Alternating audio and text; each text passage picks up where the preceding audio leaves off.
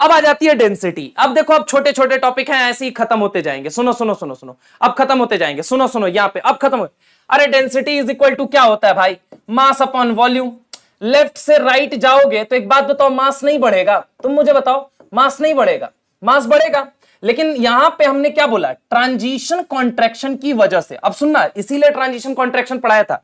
जैसे जैसे आप आगे जा रहे थे, हॉरिजॉन्टल सिमिलरिटी और वर्टिकल सिमिलरिटी रिफ्लेक्ट करते हैं। मानते हो या नहीं मानते हो? तो जब तुम लेफ्ट से राइट जाओगे तो मास तो बढ़ रहा है, लेकिन ट्रांजिशन कॉन्ट्रैक्शन की वजह से वॉल्यूम क्या हो रहा है?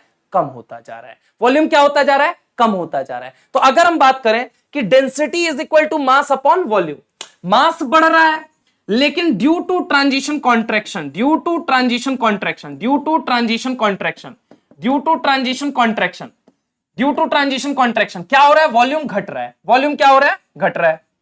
अब मास बढ़े और वॉल्यूम घटे, यही तो मैं चाहता था। डेंसिटी क्या बोलेगा कि मैं तो चाहता था कि अगर मुझे बढ़ाना चाहते हो तो मास बढ़ाओ और वॉल्यूम क्या करो? घटाओ। सिंपल सी बात है। मास बढ़ाओ, वॉल्यूम घटाओ, मास बढ़ाओ, वॉल्यूम घटाओ। तो सिंपल सी बात है, लेफ्ट से राइट जाओगे, ट्रांजिशन कॉन्ट्रैक्शन होगा, मास तो बढ़ेगा लेकिन वॉल्यूम क्या होगा? कम होगा। यानी कि डेंसिटी की अगर हम बात करें तो डेंसिटी इंक्रीज होगी। क्या होगी? इंक्रीज होगी। कितने लोगों को यह बात समझ में आई?